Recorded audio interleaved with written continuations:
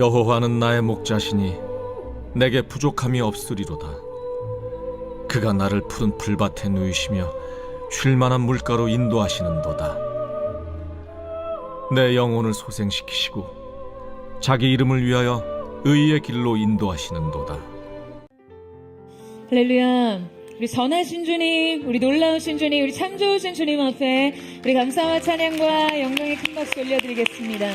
아름다우신 주님, 존귀하신 주님, 거룩하신 주님의 이름을 찬양합니다. 주님으로 영광과 찬양을 받아 주시옵소서. 존귀와 능력을 받아 주시옵소서. 아멘. 네, 하나님의 놀라운 은혜 가운데 우리 한몸 이름 포드의 성도들을 한번 바라보시면서요, 이 시간 영상으로 함께 예배하는 우리 글로벌 포드 식구들을 향해서도 우리 한번 따뜻한 사랑과 격려와 축복의 박수를 서로에게 나누도록 하겠습니다. 하나님의 놀라운 은혜와 섭리가 우리 모두에게 있게 되기를 주님의 이름으로 축복합니다. 할렐루야. 사랑하는 여러분, 성령 충만하십시오. 말씀 충만하십시오. 우리 오랜만에 한번 영적인 심호흡을 좀 해봤으면 좋겠는데요. 네, 산소를 들이마시고 이산화탄소를 배출하면서 이 생명의 호흡, 이 순환이 우리의 육체를 살게 하는데요. 오늘 이 시간에 한번 깊이 호흡하면서 주님의 사랑을 우리의 영혼 육 가운데 받아들이고 그 사랑의 능력으로 우리 안에 있는 모든 두려움과 불안과 걱정과 근심을 몰아내는 것이죠. 다시 한번 깊이 호흡하면서 주님의 보혈의 능력을 우리의 영혼 육 가운데 받아들이고 그 보혈의 능력으로 우리 안에 있는 모든 교만과 악한 생각들을 몰아내는 것입니다.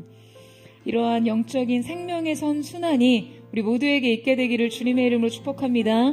다시 사는 은혜의 역사가 있을 줄로 믿습니다. 할렐루야. 우리 옆에 사람과 이렇게 한번 인사하셨으면 좋겠는데요. 사랑이 갈 수 있는 길을 결정합니다. 이렇게 한번 축복하시겠어요? 사랑이 갈 수 있는 길을 결정합니다. 네, 오직 사랑으로만 달려갈 수 있는 그 길이 오늘 예배를 통해 우리의 삶 가운데 다시 열리는 은혜가 있게 되기를 축복합니다.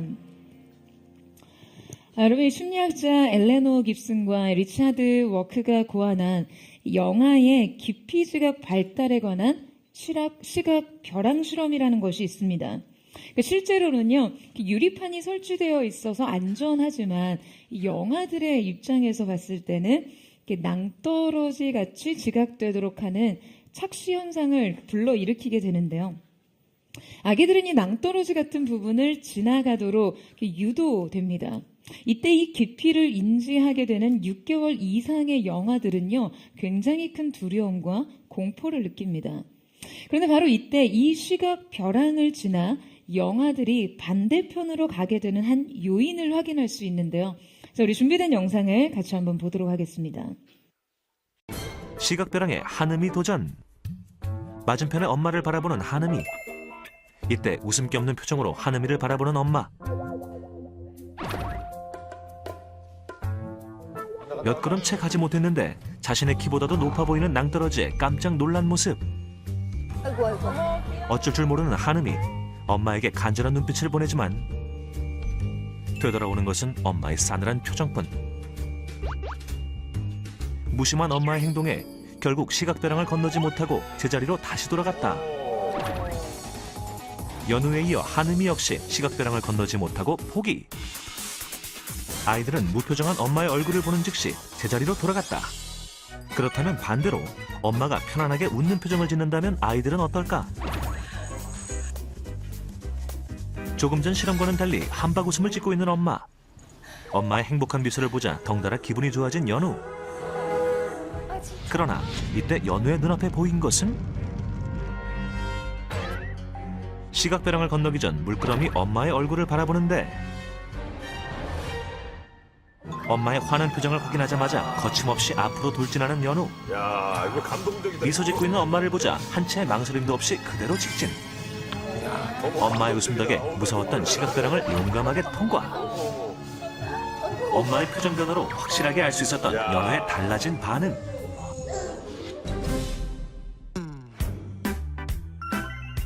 이번엔 한음이의 차례. 엄마가 행복하고 밝은 목소리로 자신의 이름을 불러주자 한결 편안해 보이는 한음이의 표정. 아이고, 아이고, 아이고, 아이고. 앞으로 갈까 말까 주저했던 때와 달리 단번에 시각배랑 통과. 엄마의 미소에 시각배랑 건너기 대성공. 할렐루야. 네, 여러분 어떠세요? 저는 이 실험 결과가 참 인상적이었습니다. 아기는요, 두려움을 느끼는 상황에서 자신이 어떻게 행동해야 할지를 모를 때 상황을 해석하고 또 자신의 행동을 결정하는 데 도움을 받기 위해 양육자를 바라봅니다. 그 양육자의 정서를 자신의 행동의 길잡이로 삼는 것이죠. 두려워서 돌아섰던 벼랑 앞에서도 안전하다고 느끼고 그 길을 웃으면서 갈 수 있는 것은요, 엄마의 얼굴, 엄마의 웃음이었어요. 엄마의 이 지지가 두렵고 무서워서 돌아섰던 그 길을 갈 수 있는 힘이 되었습니다. 여러분, 저는 이것이 시편 23편에 깃들어 있는 다윗의 참된 만족과 평안이자 평안의 핵심이자 비밀이라고 생각합니다. 목자가 되신 주님과의 관계, 그 사랑의 관계가 우리가 어디까지 이룰 수 있는지를 결정하는 키가 되는 것이죠. 그 얼굴의 은혜가 우리를 벼랑 끝까지라도 달려갈 수 있게 만들어줍니다. 2025년 한 해 포드처치에게 허락하신 약속의 말씀이 바로 이 시편 23편의 말씀입니다. 완전한 만족과 참된 안식, 선한 길로의 인도, 진정한 영적 풍요의 삶 말이죠. 여러분, 이 삶을 이해하려면요, 오직 한 가지 정의를 이해해야 합니다. 그것은 목자와 나와의 관계성에 관한 것이에요. 그런데 저는 오늘 이 말씀을 준비하면서 한 가지 굉장히 깊은 의문이 들었어요. 우리가 이제껏 살아온 방식, 존재했던 방식, 살아갈 방식 안에서 과연 이 목자와 양의 관계성을 제대로, 아니 조금이라도 이해할 수 있기는 한 것일까 하는 점이에요. 여러분, 우리는 어쩌면 태어난 순간부터 지금까지 이 양처럼 살지 않기 위해 성장해 왔는지 모릅니다. 현대인들은요, 독립성과 자율성을 최고의 가치로 여기죠. 여러분, 우리들은 사실 돌봄을 원하지 않아요. 누군가의 돌봄이 필요한 상황은 인간에게 때론 치욕스러운 상황이죠. 우리는 독립을 추구합니다. 자기 주도적인 삶, 자립적인 삶이 우리의 목표예요. 따라서 양이 목자에게 의존할 때만이 존재할 수 있는 둘의 관계성을 원천적으로 우리가 이해하기 힘든 거예요. 아니, 이해할 수 없을 뿐 아니라 거부하고 싶어 합니다. 이 시대는요, 개인이 자신의 삶을 스스로 결정하고 책임져야 한다는 사고방식이 지배적이기 때문에 목자가 인도하는 대로 따라가 그 곁에 눕는 삶과는 전혀 다른 긴장된 삶이에요. 게다가 소비와 성취를 통해 자신의 가치를 입증해야 되고 많은 것을 소유하고 경험해야만 삶이 의미가 있다라고 말하는 현대인들에게 목자가 양의 모든 삶의 필요를 채우고 돌본다는 것을 어떻게 이해시킬 수 있겠어요? 왜냐하면 목자와 양의 관계 방식은요, 지금 우리가 영위하는 삶의 방식과 근본적으로, 원천적으로 다르기 때문입니다. 하지만 이것이 세상이 우리에게 가르치고 우리를 그렇게 살도록 한 삶이라면 우리는 더더욱 성경이 가르치는 삶을 배울 필요가 있어요. 우리는 더욱 다윗이 누렸던 이 진정한 관계의 축복을 맛보고 누릴 필요가 있습니다. 무엇보다도 이 관계 안에서 인생의 모든 문제가 답을 발견할 수 있다는 것을 깨달아야만 합니다. 그렇다면 다윗은 이 시를 통해 하나님과 우리의 관계에 대해서 지금 어떠한 가르침을 주는지를 함께 살펴보기를 원하는데요. 자, 먼저 우리 1절 말씀을 같이 한번 읽어보도록 하겠습니다. 1절 말씀 시작. 여호와는 나의 목자시니 내게 부족함이 없으리로다. 자, 여러분 지금 다윗은 여호와는 나의 목자시니 라고 말하고 있습니다. 그분이 목자가 되시는 그 이유로 내게는 내가 부족함이 없다는 점이에요. 인생에 부족함이 없다는 이 귀결은 오직 한 가지 조건으로 충족됩니다. 그것이 바로 여호와가 나의 목자시니 라는 조건이에요.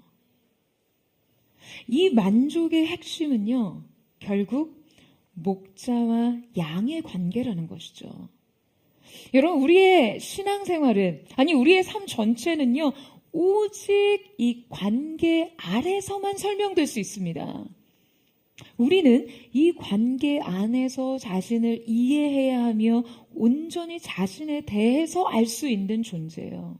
그래서 우리는 목자와 양의 관계 안에서 나의 정체성과 그 존재 방식을 새롭게 정의 내려야 합니다.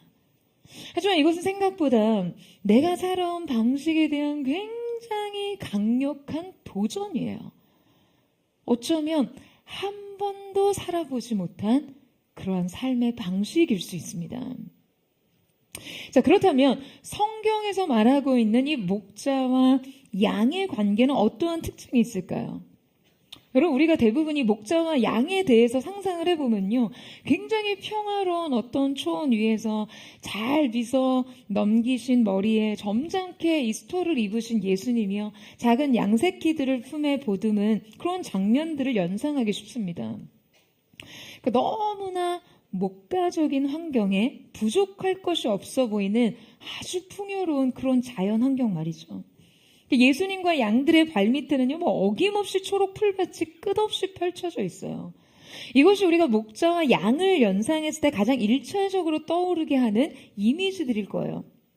하지만 여러분, 이 시편이 쓰여진 시기와 지역에서의 양은 결코 지금의 호주나 뉴질랜드 지역에 끝없이 펼쳐진 넓은 초원에 그냥 한가로이 풀을 뜯고 방목되어 있는 그런 양들이 아니라는 거죠.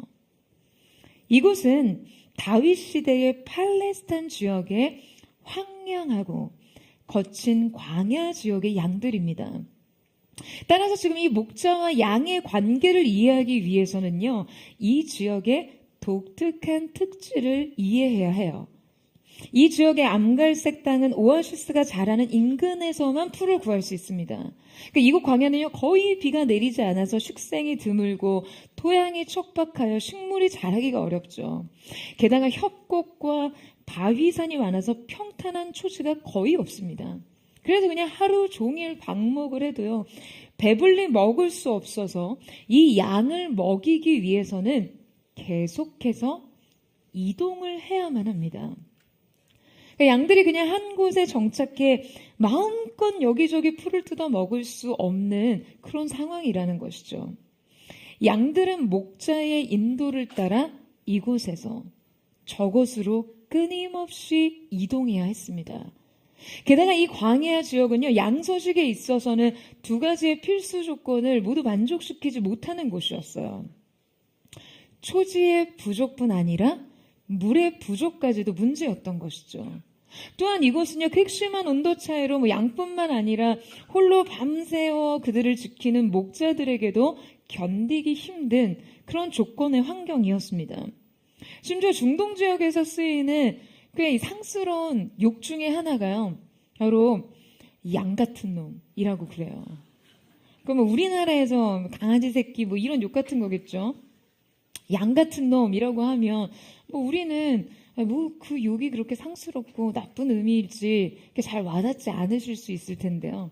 그러니까 그 지역에 서식하는 그 양의 실상을 잘 아는 사람들에게 이 말은요, 아주 어리석고 아둔하고 능력도 부족하면서 고집은 엄청 세고 지저분한 사람들을 가리키는 욕이에요. 그만큼 양은요, 그 지역에서 매우 무력하고 무능한 존재였습니다. 살아가는 생존의 환경마저도 척박한데 그 안에 버티고선 자신의 생존 능력도 너무나 열악한 거죠. 자, 그런데 우리가 주목할 것은 바로 이 양이라는 존재가 성경에서 가장 빈번하게 하나님과 우리 자신의 관계를 표현한 존재였다는 사실이에요. 목자와 양은요, 성경에서 수없이 하나님과 이스라엘 백성 사이의 관계에 대한 비유적 표현으로 사용됐습니다. 그래서 오늘 우리는 목자와 양의 특성을 통해 하나님과 나의 관계를 깨닫고 이 관계를 통해 어떻게 인생을 배울 수 있는지를 함께 살펴보고자 합니다. 먼저 양의 생물학적 특징 첫 번째는요, 양의 심리적 민감성에 있습니다. 자, 함께 본문 2절 말씀을 같이 한번 읽겠습니다. 2절 말씀 시작. 그가 나를 푸른 풀밭에 누이시며 쉴만한 물가로 인도하시는도다. 자, 여러분, 이 구절에서 표현된 양의 행동과 모습은요, 어디까지나 우리의 평화롭고 목가적인 환상과 기대 속에서만 너무나 자연스러운 상황일 뿐, 지금 실제 이 양들의 생물학적 특성들을 알고 보면요, 지금 이것이 결코 쉽게 충족될 수 없는 것임을 알게 됩니다. 자, 그러니까 이것이 양에게 주어진 이 상황은 오직 목자에 의해서만 가능한 상황이라는 것이죠. 필립 켈러의 저서 이 양과 목자에 따르면요, 이 양이 실제 초장에 눕기 위해서는 4가지의 조건이 모두 충족되어야 한다라고 이야기합니다. 첫 번째는 두려움의 부재예요. 그러니까 주변에 포식자의 위협이 느껴질 때 양은 결코 눕지 않는다는 거예요. 굉장히 두려움이 많은 동물이기 때문에 이를 위해서는 반드시 자신을 지키는 목자의 존재감이 필요하다라고 합니다. 그러니까 목자가 자기 곁에 있어서 안정감을 느껴야 한다는 거죠. 두 번째는 사회적 갈등의 부재입니다. 양들이요, 생각보다 이 서열 다툼이 굉장히 예민한 동물이라고 해요. 그래서 그들의 집단 사이에 이 서열 다툼이나 경쟁이나 긴장이 있으면 목자가 적극적으로 이 갈등을 중재해야 한다고 합니다. 그러니까 그렇지 않으면 결코 이 무리들 사이에서 눕지 않아요. 세 번째는 해충의 부재입니다. 이렇게 양들을 보시면 실제 그들은 진드기와 새파리, 코파리, 온갖 벌레들의 끊임없는 공격을 받습니다. 그래서 이렇게 그들의 피부에 쉽게 상처가 남는데요, 목자는 이 상처에 기름을 바름으로써 치유합니다. 네 번째는 포만감이에요. 양은 배부른 어떤 포만감을 느끼지 못하면 좀처럼 쉬지 않고 먹이를 찾습니다. 그러니까 이 목자는 양이 충분히 만족을 느낄 때 비로소 그들을 누일 수 있게 하는 것이죠. 여러분, 바로 이 양의 특성은요, 실제 우리 인간의 모습과 매우 흡사합니다.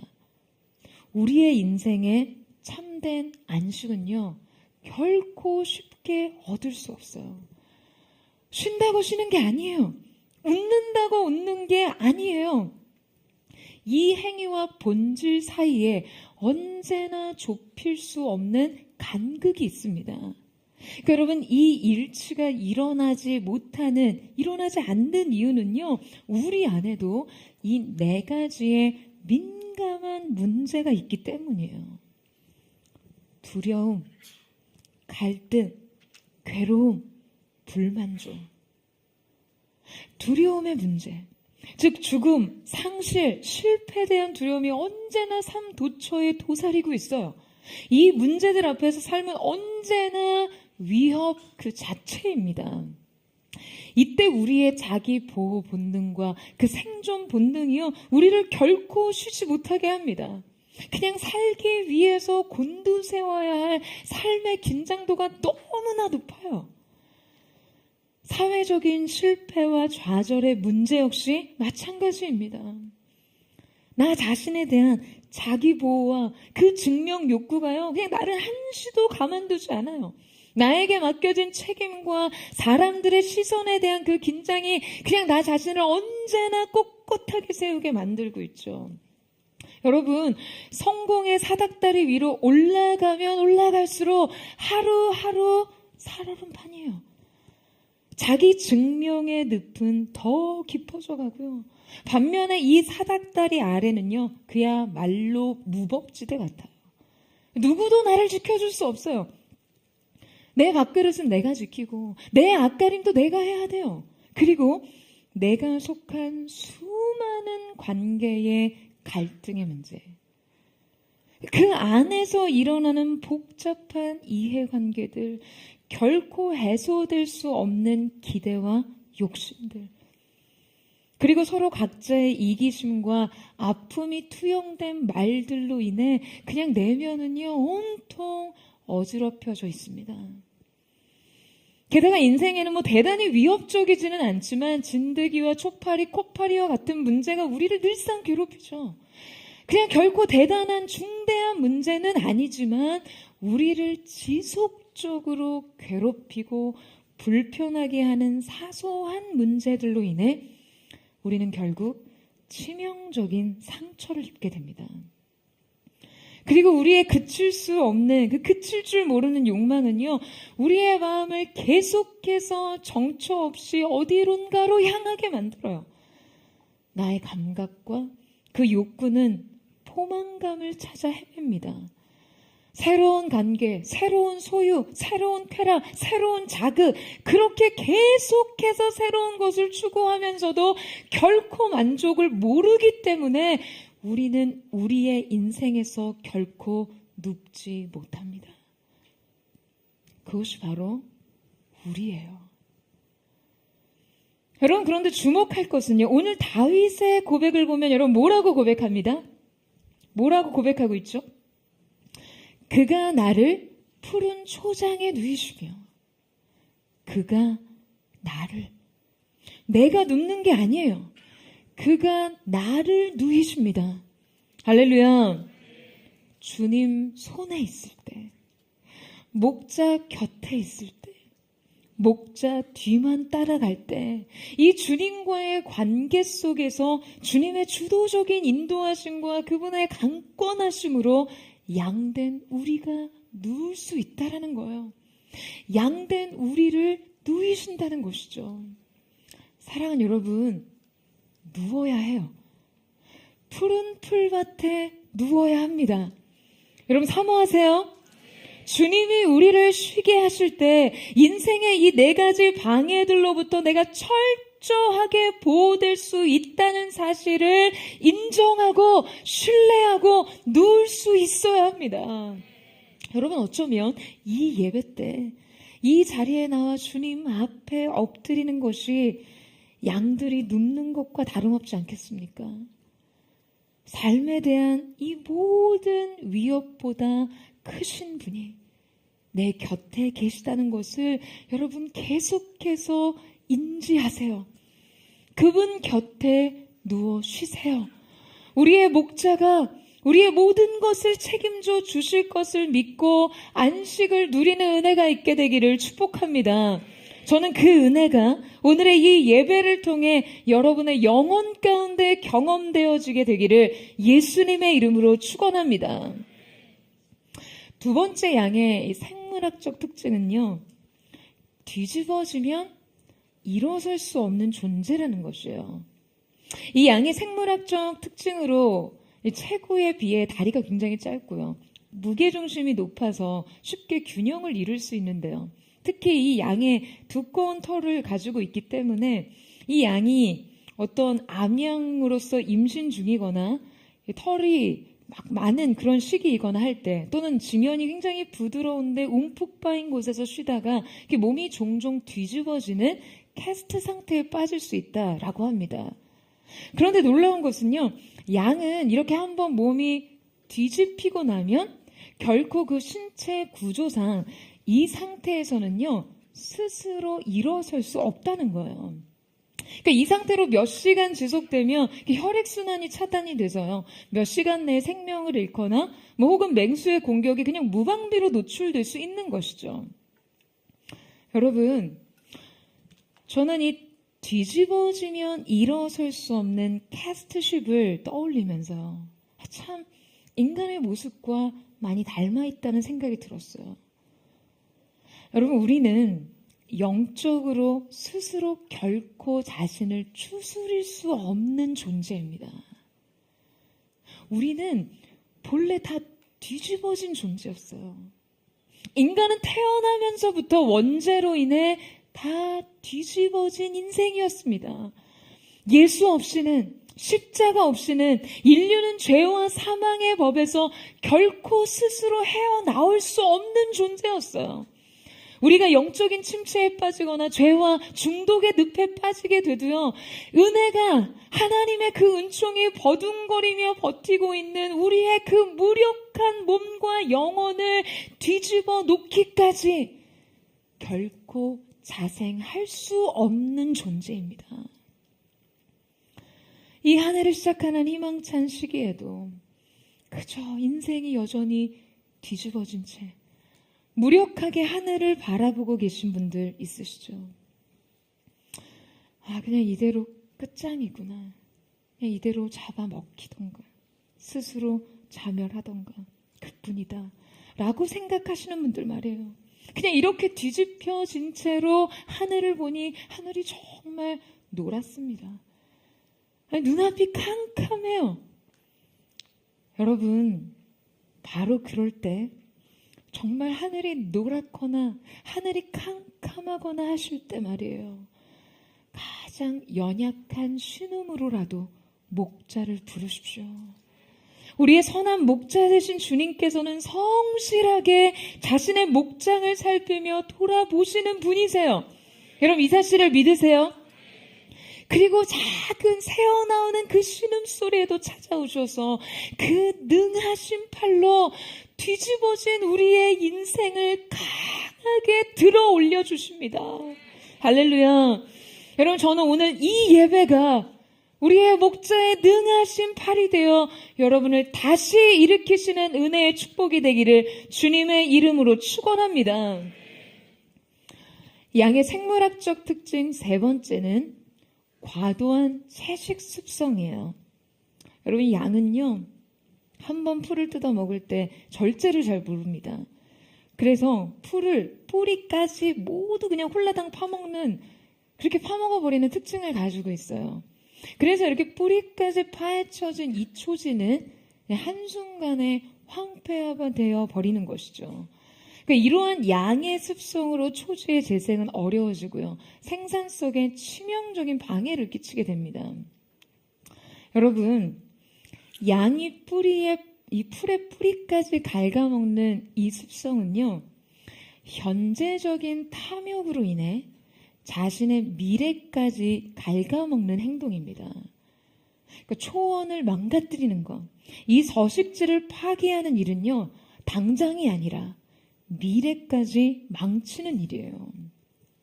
그런데 여러분, 우리 인간 역시 마찬가지입니다.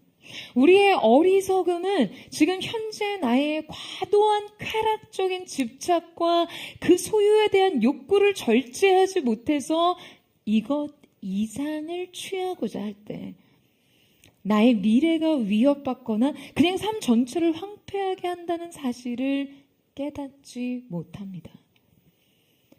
이 욕구를 절제하지 못해서 그냥 뿌리까지 다 뽑아 먹습니다. 자신의 미래를 파먹는 인생이죠. 이것이 무절제한 삶의 실상입니다. 그런데 지혜로운 목자는요, 바로 이때 양이 뿌리를 갉아 먹으려고 할 때 아주 적절하게 양을 새로운 장소로 이동시킵니다. 그러니까 한 곳에서 과도하게 방목되지 않도록 주기적으로 이 양의 초지를 순환시켜 주는 것이죠. 그래서 양의 삶의 환경이 황폐화되지 않고요, 지속적으로 초지가 관리될 수 있도록 합니다. 그것이 바로 지혜로운 목자의 역할이에요. 여러분이 어떠한 일에 대해 너무나 맹목적이고 지나치게 집착할 때, 강박적으로 그것에 집중할 때 한 번쯤 생각해 보실 필요가 있어요. 지금 이 몰입이, 이 집착이, 이 무절제가 지금 나의 삶을 황폐하게 하고 나아가서 나의 미래를 갉아먹는 행위는 아닌가? 내 자신을 축내고 내 삶의 자생력을 훼손하는 것은 아닌가? 우리는 나의 몰입과 강박을, 이 집착을 적절한 수위로 절제할 필요가 있습니다. 이를 위해서 우리는 하나님의 질서와 하나님의 시간표에 따라 움직여야 합니다. 여러분 아멘이세요? 그 질서 위에서 지나치게 우리의 관심과 욕심과 그 욕망이 한 곳에 쏠리지 않도록 균형 있는 삶을 갖고 나가야 합니다.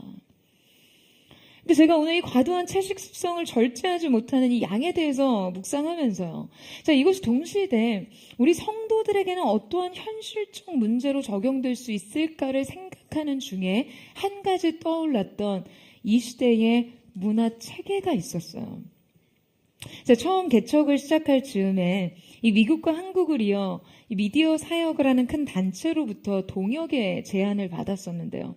미국의 설립과 활동에 기초를 두고 있는 이 미디어 기업이 이제 한국에 있는 스피커들을 발굴해서 이 메신저들의 영상을 자신의 플랫폼에 올려서 많은 크리스천들에게 양질의 컨텐츠를 제공하려고 한다는 거였어요.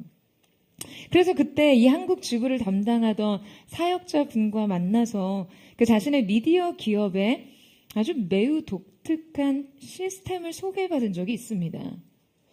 저는 그때 그 이야기를 듣는데요. 그 기업이 추구하는 시스템의 지향점이 굉장히 바람직하고 인상적이라고 느껴지더라고요. 그것이 바로 이 플랫폼 운영에 있어서 알고리즘을 완전히 배제하는 시스템이었어요. 자신의 기업은 이 알고리즘 시스템이 기업 경영과 어떤 이윤 창출에는 도움이 될 수 있으나 이것이 비복음적이기 때문에 이러한 시스템을 도입하지 않고요. 오히려 반 알고리즘 체계를 선호한다라는 말씀을 하시더라고요. 여러분 유튜브의 알고리즘 아시죠? 이 알고리즘이라는 것은요. 사용자의 어떤 관심사나 행동 데이터를 분석해서 그에게 맞는 아주 맞춤형 컨텐츠를 추천해주는 시스템이에요. 그러니까 아주 쉽게 말해서 이 사용자가 이전에 시청했던 기록, 구독 채널, 검색 기록 등을 참고로 이 사용자의 관심과 어떤 취향들을 분석해서요. 계속해서 이 시청물과 관련이 있거나 유사한 컨텐츠를 물어다 주는 거죠. 그렇게 연속해서 꼬리에 꼬리를 물어 지금 이 플랫폼에서 영상 시청 체류 시간을 계속해서 늘려가고자 하는 그런 전략이에요. 그런데 여러분 이 시스템이 얼마나 놀랄만한 것인지요. 제가 어떨 때는요. 지금 얘가 내 무의식까지 읽고 있는 거 아닌가? 어디 뭐 녹음 도청돼 있나 할 정도로 나의 최근 관심 키워드와 관련된 컨텐츠를 바로바로 띄워줍니다. 여러분 예를 들어 여러분이 의자를 하나 사려고 했다고 생각해 보세요. 그래서 그 의자를 구입했습니다. 그랬으면 이 소비가 완료가 됐는데요. 그 다음부터 어떤 추천이 올라오기 시작하냐면 이 의자에 너무나 잘 어울리는 방석이 추천이 되고요.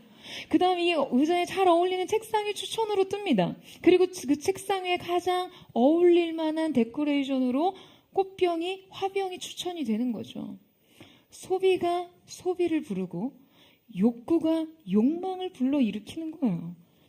그러니까 지금 내가 조금이라도 관심 있는 요소를 계속해서 자극시켜주고 나의 동의를 얻기 쉽기 때문에 당연히 영상 클릭을 유도하기 쉬운 거예요. 인스타나 뭐 페이스북 같은 경우 마찬가지 아닙니까? 그런데 여러분 바로 이 알고리즘 시스템의 문제는요. 한 개인의 관심을 지나치게 편향적으로 만들 수 있다는 거예요. 이 알고리즘은 개인이 이전에 클릭했던 컨텐츠의 취향과 관심과 주관을 반영하여 그것을 계속적으로 노출시키는데요. 제가 만났던 그 사역자분이 그런 말씀을 하시더라고요. 이 유튜브 알고리즘 세계는 한 사람이 한 번의 죄를 지으면요. 그 욕구를 더 더 자극하고 확장시키는 방향으로 체계화되어 있다는 거예요. 그러니까 우리가 어떠한 지적인 호기심이 생겼거나 필요한 지식이 생겼을 때는 이것에 맞는 어떤 정보를 취하면서 이 갈증을 해소하는 것은 매우 바람직하지만요. 우리의 어떤 내적인 열망, 욕망, 혹은 쾌락, 욕심, 집착, 여러분 이러한 것들이 생겨났을 때 이 모든 관심 키워드를 그것에만 집중시키도록 하는 것이 과연 그렇게 건강한 체계인가 하는 것이죠. 여러분 우리 안에 어떠한 욕구와 욕심이 일어났을 때 혹은 지나친 관심과 집중이 일어났을 때는 그것을 상쇄시키거나 그것으로부터 벗어나게 하는 다른 힘의 방향이 있어야 삶의 균형을 맞출 수 있습니다. 여러분 만약에 여러분이 누가 너무 미워요. 자, 이거 한번 상상해 보세요. 그러니까 여러분에겐 상상이 필요해요. 우리 포도의 성도들은 너무나 사랑이 넘쳐서요. 근데 한번 여러분 그렇게 설정해 보세요. 그 사람의 머리부터 발끝까지 그냥 모든 행동 하나하나가 예민하게 신경 쓰이고 너무 싫고 너무 밉다고 설정해 보세요. 그 미움을 어떻게 해결할 수 있을까요? 그 사람을 가슴 가득 품고 그의 행동 하나를 다시 다 곱씹어 생각하고 다시 수용하면서 그를 사랑하고 용서할 수 있도록 기도해야 할까요? 여러분 이럴 때는요. 적당히 그를 자신의 관심 밖으로 밀어낼 수 있는 확장된 관점이 먼저 필요합니다. 적절한 무관심이 이해와 용서 앞에 있어야 돼요. 그런데 이 세상의 체계화는요, 오히려 이 시야를 완전히 차단하고 나의 관심 영역을 이 미움으로 집약시키거나 이 미움의 연관 검색어들로 나를 계속해서 연결시키면서 오히려 이것을 강화시키는 거죠. 여러분도 이런 거 많이 경험해 보셨죠? 이 알고리즘의 세계는 그 관심을 오히려 계속해서 파고들 만한 정보가 양적으로 집약적으로 제공되면서요. 정보의 균형을 완전히 깨뜨리고 더 지나친 집착을 조장합니다. 따라서 이 정보의 편향성이요. 한 사람을 굉장히 파괴적으로 만들 수 있다는 것을 경계하셔야 돼요. 아멘이세요? 여러분 세상의 시스템은요 이렇게 여러분의 집착을 부추깁니다. 이 세상의 시스템 배후에 있는 사단의 고도의 체계도요 이 영적인 알고리즘을 활용해요. 정보에 있어서도 욕구에 있어서도 소유에 있어서도 계속해서 이 욕구를 자극하도록 정보를 노출하면서요. 그래서 결국에는 우리가 무절제와 불균형과 중독과 파괴적인 삶을 살도록 하는 것이죠. 이것이 세상을 움직이는 체계예요. 여러분, 여러분에게 다가오는 이 정보, 욕구, 쾌락, 이것을 균형 있게 관리하지 않으면요. 여러분 세상의 이러한 체계들이 우리의 죄성과 결합하게 될 때 이 시대 사단의 굉장히 강력한 도구가 될 수 있다라는 것을 기억하고 경계하셔야만 합니다. 여러분 동의하세요? 이 정보와 욕구와 관심을요. 뿌리채 파먹지 마세요. 이것은 단순히 자신의 전문 분야와 지식을 깊이 연구하는 것과는 전혀 다른 차원의 욕망입니다. 이 정보와 욕구와 집착이 지금 여러분의 영혼뿐만 아니라 여러분의 매일의 삶의 재생력을 상실하게 한다는 것을 기억하셔야 돼요. 여러분의 미래를 뿌리채 파먹는 모든 과도한 집착을 상쇄시키고 이 모든 욕구를 역행해낼 수 있는 그 영적인 힘과 능력이 오늘의 이 예배를 통해 여러분에게 부여되기를 주님의 이름으로 축원합니다. 과도한 집착, 과도한 몰입, 과도한 여러분의 인생의 쾌락에 대한 그 욕망에 대한 집착을 상쇄시키는 힘, 그 모든 흐름을 역행할 수 있는 영적인 능력이 오늘의 말씀과 기도와 예배를 통해 주어지기를 주님의 이름으로 축원합니다. 세 번째 양의 특징은 양의 본능적 공포심입니다. 자, 우리 함께 다시 한번 2절 말씀 보시겠어요? 우리 2절 말씀을 다시 한번 읽겠습니다. 시작. 그가 나를 푸른 풀밭에 누이시며 쉴 만한 물가로 인도하시는도다. 자, 여러분 지금 목자는 양들을 쉴 만한 물가로 인도하신다라고 이 물가를 특정하고 있어요. 자, 우리말로는 이게 쉴 만한 물가다라고 표현되어 있는데요. 이 말에 해당하는 히브리어는 영어로 still water라고 가리켜요. 그러니까 어떠한 영어 번역계는 이 물이 quiet water라고 번역되기도 했습니다. 그러니까 세차게 흐르지 않는 아주 고요한 물 말이죠. 여러분, 왜 다윗은 목자가 양을 특별히 이 still water, 즉 정지된 상태의 물로 인도하신다라고 고백하고 있을까요? 구체적으로 부연해서 이야기했어요. 여러분, 양은요 신체 구조상 온몸을 감싸는 아주 그 두터운 털로 인해서 이 털이 물에 젖으면요 이 털이 굉장히 무거워지면서 쉽게 부력을 잃게 됩니다. 물에 딱 빠지면요 이 양털이 물을 확 흡수하면서 마치 늪처럼 물속에 무겁게 가라앉고 마는 것이죠.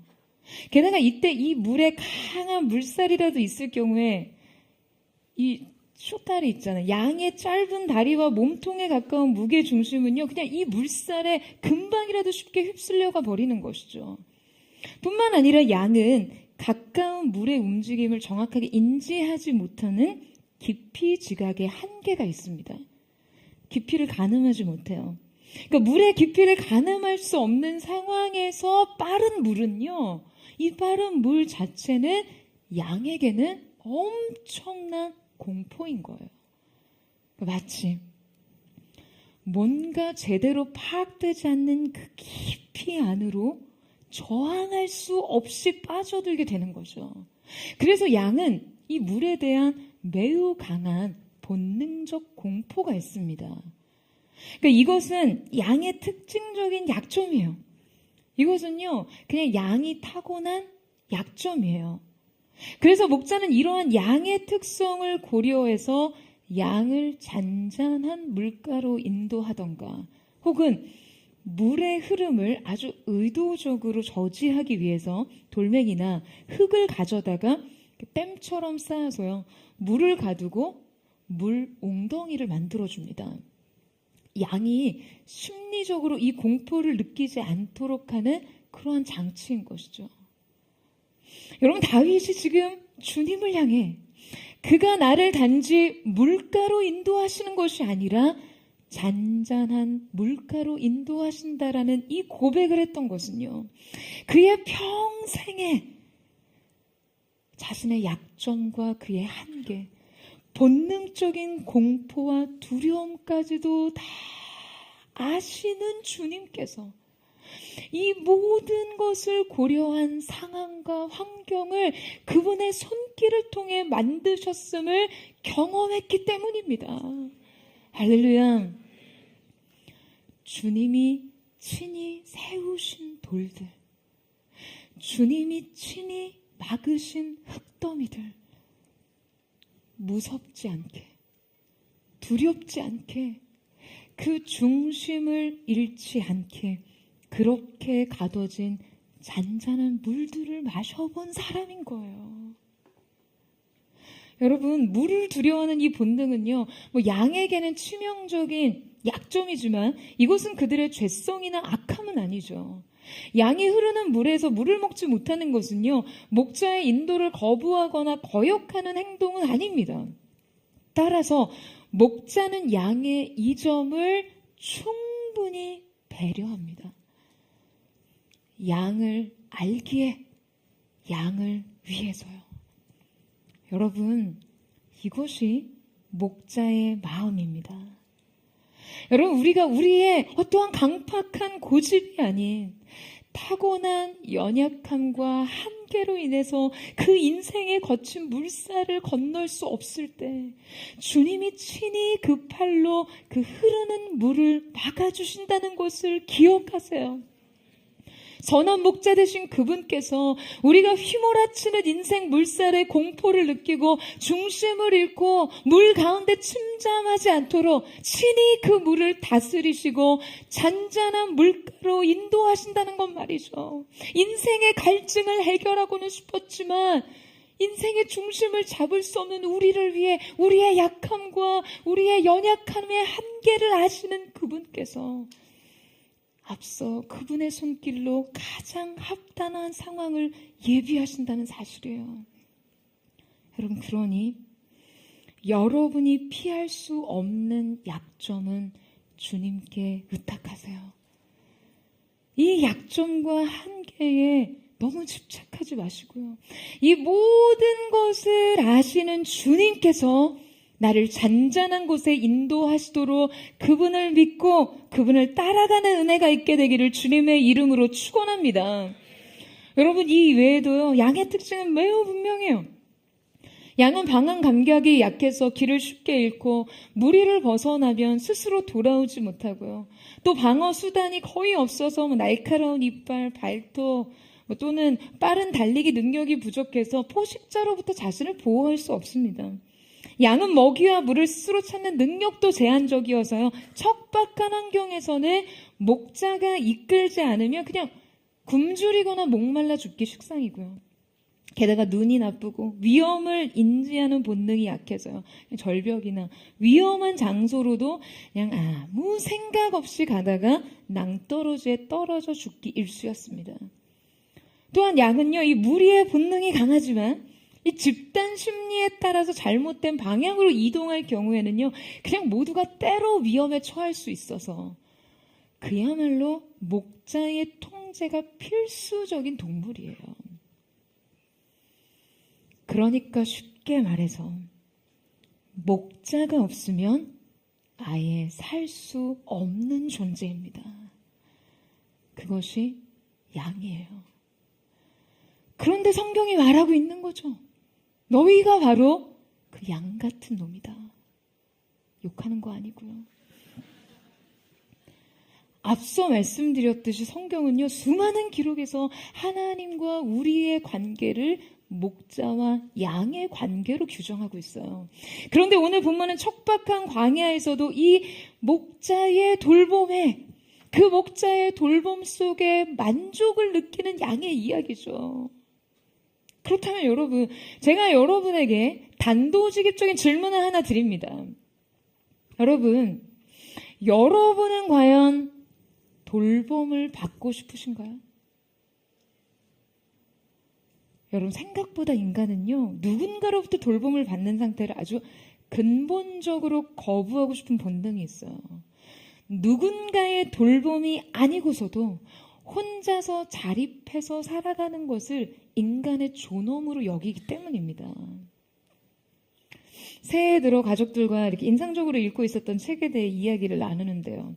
함께 이야기를 나누던 책 중에 하루아침에 급성 백혈병 판정을 받은 4살 된 아이를 보살피는 한 직업 여성에 대한 이야기가 있었습니다.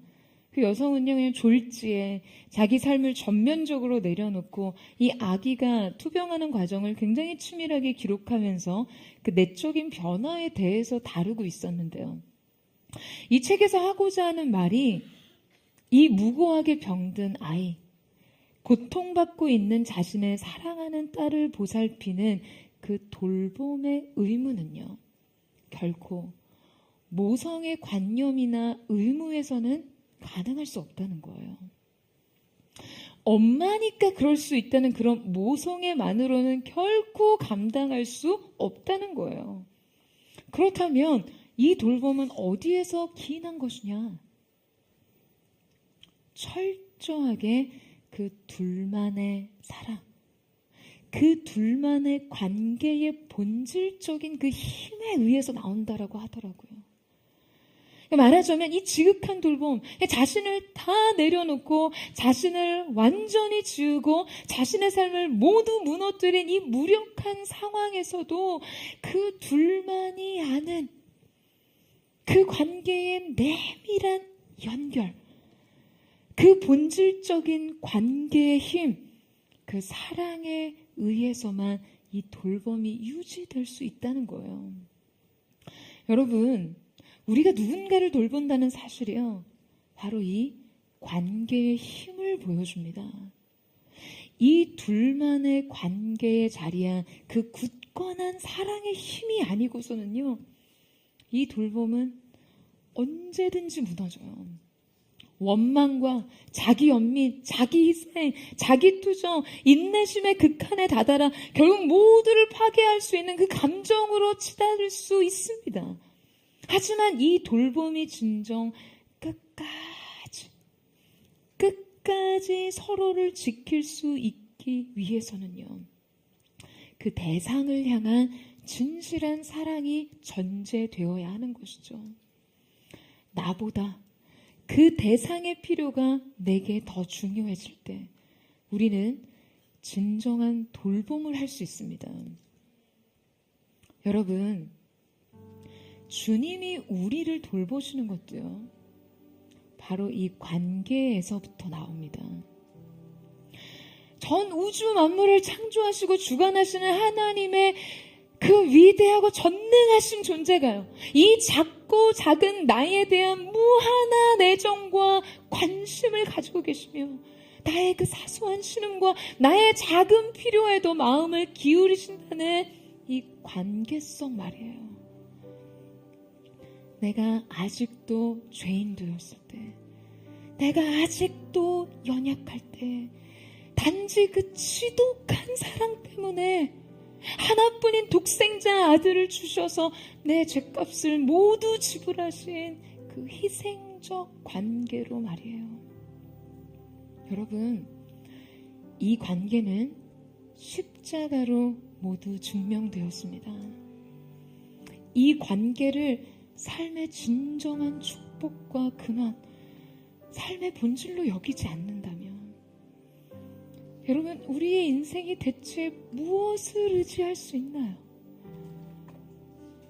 주님은 이 관계를 위해 아들을 희생하셨는데요, 이 관계가 우리의 인생의 시작과 종착, 기초와 토대, 자원과 능력, 피난처와 반석이 되지 않는다면, 여러분, 대체 우리는 무엇 위에 설 수 있다는 말입니까? 여러분, 올해 우리 교회는 새로운 출발선 위에 서 있습니다. 공간적으로도 새로운 확장과 이전으로 나아가고요. 지난주에 함께 선언했던 포드의 비전 선언 또한 이 한 해 우리의 새로운 지표이죠. 그런데 이 한 해를 하나님 앞에서 어떻게 살아가고 어떻게 성장하고 어떻게 완성할까 고민이 될 때마다 저는 언제나 이 관계로 돌아가려 합니다. 우리는 그저 주님의 양이라는 사실 말이에요. 우리의 삶은 언제든 매일 매 순간 이 관계에서 시작되고 맞춰야 합니다. 우리가 결코 바알에게 무릎 꿇지 않는 이 시대 남은 자들로 살고자 주님 앞에 삶을 들여 결단한다 한들, 여러분, 우리는요 다 양과 같아서 각기 언제든 자기 길로 간다라는 사실까지도 기억하면서 말이에요. 교회가 수립한 그 어떠한 계획과 꿈도 목자의 걸음보다 앞설 수 없고, 목자의 성실, 목자의 지혜, 목자의 용맹함을 이 양들은 그저 신뢰하며 따를 뿐이라는 것을 말이죠. 사랑하는 여러분, 이 관계 위에 서세요. 이 관계만을 붙드세요. 이 관계를 의지하며 서세요. 여러분의 삶을 이 위에서 다시 시작하시기를 축복합니다. 저는 우리 포드처치가 언제까지나 이 목자 되신 주님과의 관계 안에서 매 순간 돌봄을 누릴 때 우리에게는 결코 부족함이 없을 줄로 믿습니다. 여러분 아멘이세요? 주님의 인도하심을 따라 우리는 눕고 쉬고 먹고 누릴 것을 믿습니다. 포드처치의 영적인 우산 아래 있는 여러분의 인생 또한 푸른 초장과 쉴만한 물가로 인도되어 목자가 예비한 가장 아름다운 안식과 만족과 평안을 누리는 거룩한 한 해, 은총의 한 해가 되기를 주님의 이름으로 축원합니다. 이 시간 우리 함께 찬양하며 주님 앞에 나아갔으면 좋겠습니다. 사랑하는 주님, 오늘 우리가 주님 앞으로 나아가 우리의 인생의 참된 만족과 평안과 기쁨과 소망을 누리기를 원합니다. 선한 목자 되신 주님께서 우리의 삶 가운데 허락하신 그 푸른 초장과 쉴만한 물가로 나아가기까지 목자를 바라보는 시선 안에서 목자의 얼굴의 은혜로 우리가 갈 수 있는 그 길을 달려갈 수 있기를 사모합니다. 예수님 오늘 이 가운데 임재하셔서 주님의 임재를 펼쳐주시고 더 깊은 사랑의 관계로 우리를 초대하시고 초청하여 주시옵소서. 우리 그 마음 고백하며 우리 선하신 주님 바라보며 함께 찬양하며 주님 앞에 나아가기를 원합니다.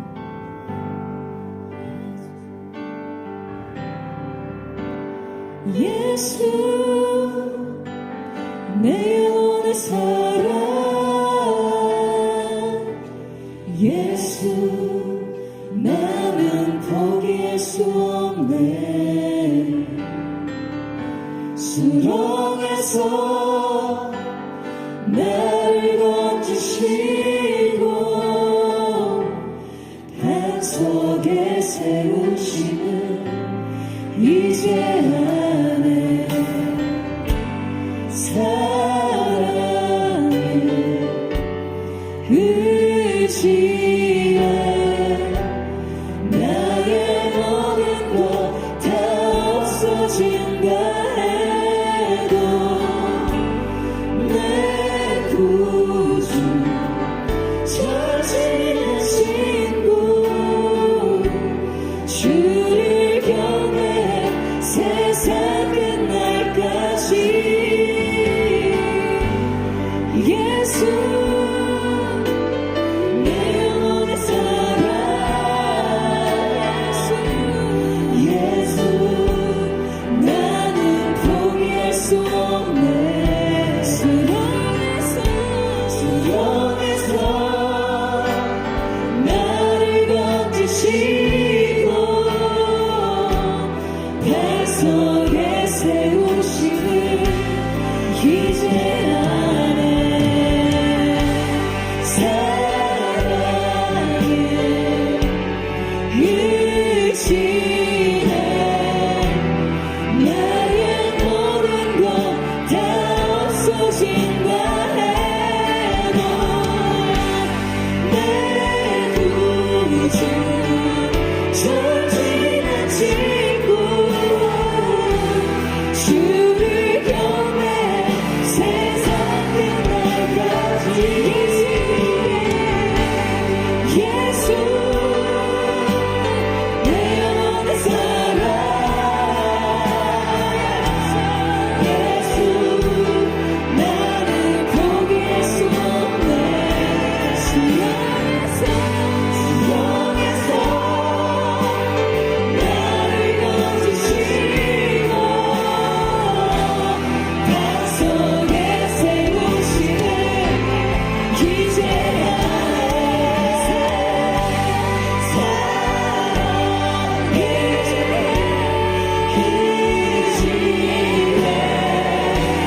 나의 모든 것 다 없어진다 해도 내 구주 절친한 친구 주를 경외해 다시 한번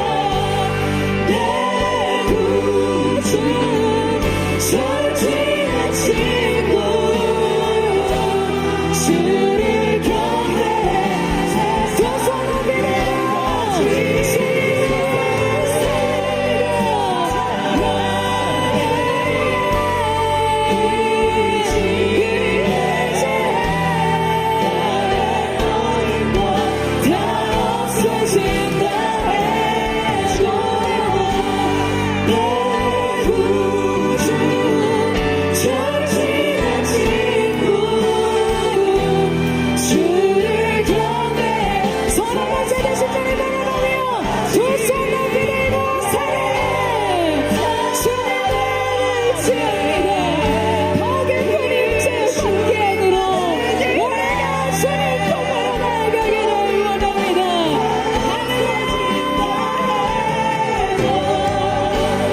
내 구주 절친한 친구 다시 한번 예전에 주를 사랑하여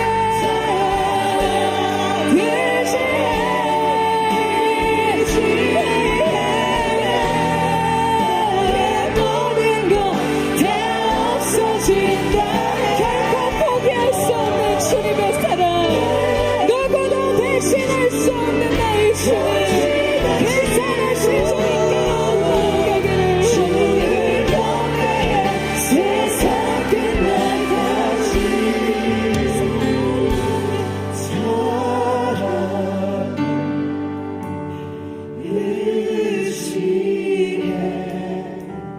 나의 모든 것 다 없어진다. 내 구주 절친한 친구 주를 경배해 세상 끝날까지. 사랑하는 여러분, 우리의 인생이 어디까지 갈 수 있느냐를 결정하는 것은 한 가지입니다. 바로 목자 되신 주님과의 관계에 달려있어요. 그 관계의 비밀 안에, 그 사랑의 비밀 안에 우리가 과연 어디까지 이룰 수 있는 존재이며 인생인지를 결정하게 될 것입니다. 여러분, 우리 인생에는요, 저마다의 두려움, 괴로움, 갈등의 문제, 긴장의 문제, 불만족의 문제를 가지고 있어요. 인생 한계와 결핍을 지니고 있습니다. 그래서 우리의 삶은 이 불만족을 해소하는 것으로, 이 갈등을 해결하는 것으로, 이 두려움을 소멸시키는 것의 방향을 향해 나아가지만요, 아니요 여러분, 우리가 진정으로 나아가야 할 방향은 목자 되신 주님을 향해서입니다. 이 사랑의 임재를 파고 들어가야 우리의 인생의 두려움이 소멸되고 괴로움의 문제를 해결하고 모든 불만족을 상쇄시킬 수 있는 새로운 인생의 길이 열려지는 것인 줄로 믿습니다. 여러분, 이 사실을 믿으세요. 우리의 삶의 관건은 목자와의 관계 속에 있어요. 그러나 여러분, 우리가 배운 우리의 인생의 삶에, 우리의 삶의 인생살이는 무엇입니까? 독립적이어야 한다고, 누군가의 도움을 받지 않아도 우뚝 설 수 있는 인생이 가장 영광스럽고 가장 박수받을 만한 인생이라고 생각하죠. 그것이 인간의 성장이라고 생각합니다. 여러분, 그렇지 않아요. 믿는 우리의 진정한 성장은요, 독립이 아닌 의존입니다. 주님의 사랑에 의존하는 삶, 목자 되신 주님의 팔에 모든 것을 맡겨드리는 삶, 그 관계의 비밀로 인생을 이기고 인생을 버티고 마침내 쉴만한 물가로 인도함을 받는 것인 줄로 믿습니다. 그렇기 때문에 인생이 욕심낼 것이 없어요. 왜? 목자 되시는 주님께서 우리의 다음을 이미 예비하셨기 때문이에요. 이 믿음만 있다면 우리의 욕망과 우리의 모든 잘못된 인생의 욕구를 제어할 수 있는 능력을 부여받게 될 줄로 믿습니다. 사랑하는 여러분, 주님께로 파고들어 달려가세요. 그 사랑을 침노하여 누리세요. 그분의 임재의 발 안에 거하십시오. 이 시간 우리가 함께 기도하며 나아갈 때 사랑하는 주님, 주님께로 가까이 나아갑니다. 주님이 없이는, 주님이 아니고서는 원천적으로 존재가 불가능한 양같은 우리의 삶, 주께로 나아갑니다. 그 사랑으로 우리를 이끌어주시고 주님 곁에 거하게 하여 주옵소서. 주님의 놀라우신 은혜로 우리를 붙들어 주시옵소서. 우리 전심으로 주여 세 번 부르짖고 우리 합심의 통성으로 기도합니다. 주여, 주여, 주여. 사랑하는 주님, 주님이 아니고서는 원천적으로 생존이 불가능한 영처럼 그렇게 아둔하고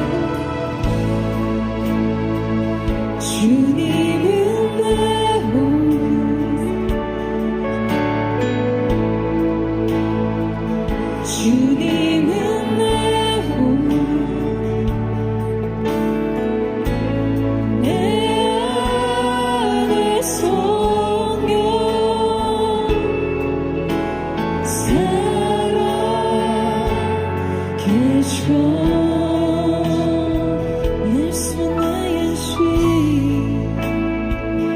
말씀은 나의 안식 말씀은 나의 안식 말씀은 나의 안식 생명의 말씀 생명의 말씀 나는 지내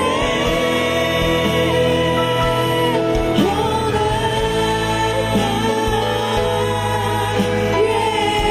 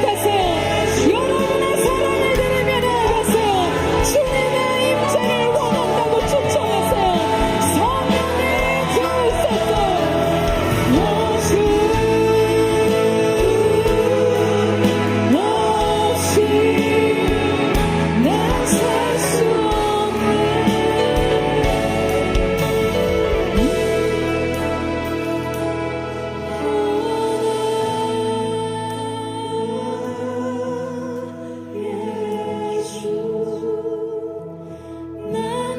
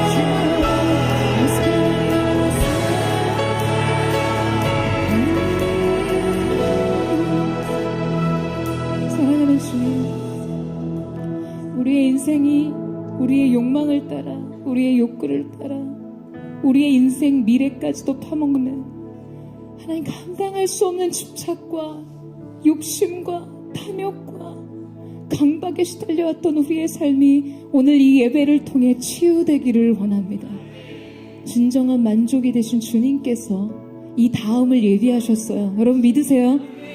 오늘 우리가 무언가 하나를 더 움켜쥐기 위해 노력하지 않아도, 우리가 우리 스스로 우리의 내일을 준비하고서 발버둥 치지 않아도 예수님께서 우리의 미래를 책임져 주십니다. 여러분 이 사실을 믿으세요? 정말 이 사실에 아멘할 준비가 되어 있으십니까? 오늘 이 진정한 믿음의 아멘이 인생의 모든 결박과 목갱과 사슬과 산벌이를 소멸하는 능력이 될 줄로 믿습니다. 주님이 우리의 목자가 되심으로 부족함이 없을 거예요. 주님께서 우리의 교회의 인도자가 되심으로 우리에겐 더 바랄 것이 없는 삶의 걸음, 교회의 걸음이 예비되었음을 믿습니다. 주님, 우리가 얼마나 주님 앞에서 캐스트쉽, 스스로 뒤집어진 인생으로 시작하고 은혜로 일으켜준 우리의 인생을 다시 뒤집어진 인생으로 넘어지게 만들었습니까? 인생의 알고리즘이 계속해서 우리의 욕구와 탐욕과 욕망을 자극할 때 하나님의 말씀에 비 성령의 강권하시는 은혜, 그 임재는 힘을 잃고 소멸했어요. 아니 여러분, 역행하는 힘의 능력이 필요합니다. 주님께서 모든 것을 예비하셨음을 믿으시기를 주님의 이름으로 축원합니다. 존재론적으로 뒤집어진 인생이었어요. 목자 되신 주님께서 말씀이 육신되어 이 땅에 오셔서 우리를 향한 하나님의 자기 사랑을 십자가에서 확증하지 않으셨다면 우리는 결코 일어설 수 없는 존재였습니다. 목자 되신 주님의 사랑의 팔이 십자가에 못 박힌 손으로 우리를 이끌어 주셨을 때 그 존재적인 회복이 우리 가운데 있었음을 기억합니다. 사랑하는 주님, 우리의 목자 되신 예수님을 이 가운데 초청합니다. 뒤집어진 인생마다 주님의 강한 팔로 다시 일으켜 주시옵소서. 자기 이름을 위하여 의의 길로 인도하신다는 주님, 주님 우리를 다시 소성케 하여 주시옵소서. 주님, 뒤집어진 우리의 인생, 죄와 중독과 집착과 우울과 강박과 두려움에 빠져 발버둥 치는 우리의 인생, 주님의 강한 팔로 일으켜 주시옵소서. 우리가 주님을 기다립니다. 우리를 다시 일으켜 주시옵소서. 우리 주여 세 번 부르짖고 우리 합심의 동성으로 기도합니다.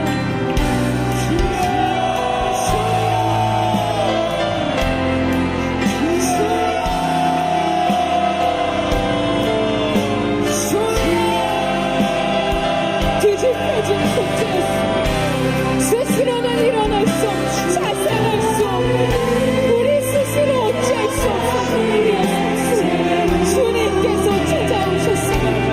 그 사랑의 팔로 우리를 일으키셨고 우리를 고치셨고 우리를 다시 세우셨습니다. 주님의 목자 되심을 찬양합니다. 주님께 의존합니다. 오늘 그 크신 팔의 능력이 이 가운데 다시 펼쳐질 수 있도록 역사하여 주시옵소서. 주님을 기다리오니 그 크신 능력이 우리의 삶을 다시금 높은 곳을 나의 발을 사슴과 같게 하사 주님의 높은 곳을 가리게 하신 그 주님을 경험할 수 있도록 역사하여 주시옵소서.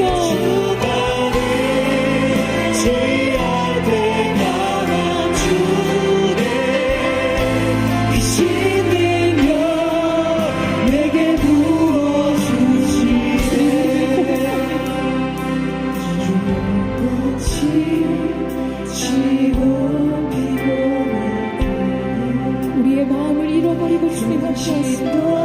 인생의 갈증을 잃어버리고 우리의 인생 초지를 다 상실한 채 주님 앞에 회복시켜주시고 우리를 다시 일으켜 주시옵소서. 주님의 곁에 다시 하는 고백합니다. 내 영혼 지치고 지치고 피곤할 때 근심 걱정 내 아침 모두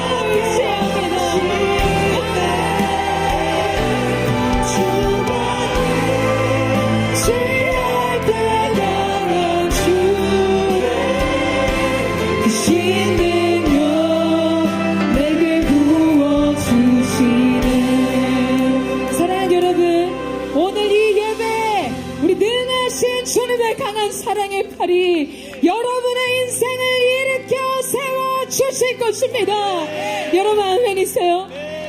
목자께서 찾아오셔서 뒤집어진 우리의 인생을 존재적으로도 회복시키시고 매일의 삶 속에 두려움과 염려와 근심과 괴로움과 불만족 속에 허덕이는 우리의 삶을 다시 사랑의 팔로 일으키십니다.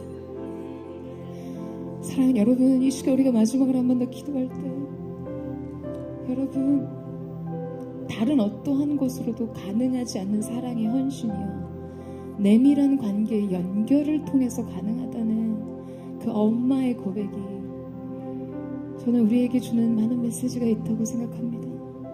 예수님께서 우리 가운데 보여주신 하나님께서 우리에 대한 하나님의 사랑을 그저 말씀으로 하지 않으시고요, 그 사랑을 증명하시기 위해서 아버지에게 독생자 예수 그리스도 그분을 우리에게 내어주신 십자가로서 그 사랑을 증명하셨어요.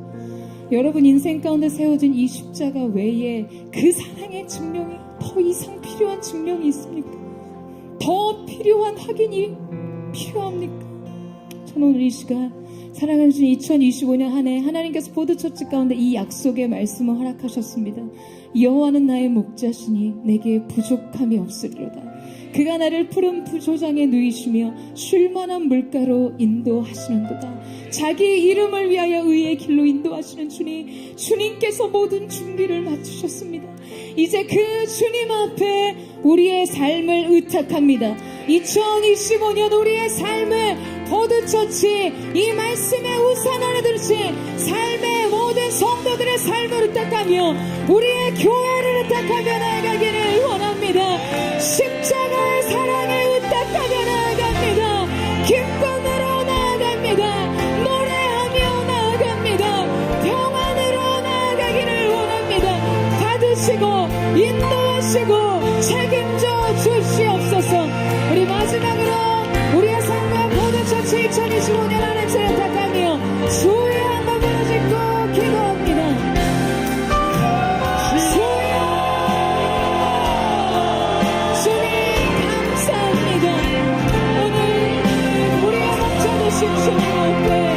우리의 삶을 위해 맡겨드립니다.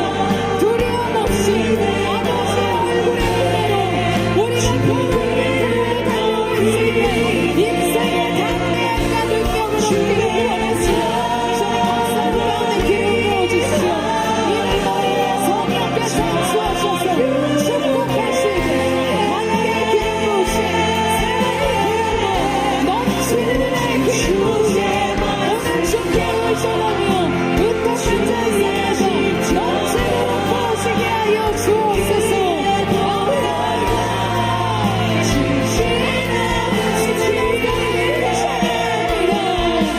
나를 새롭게 하신 전생을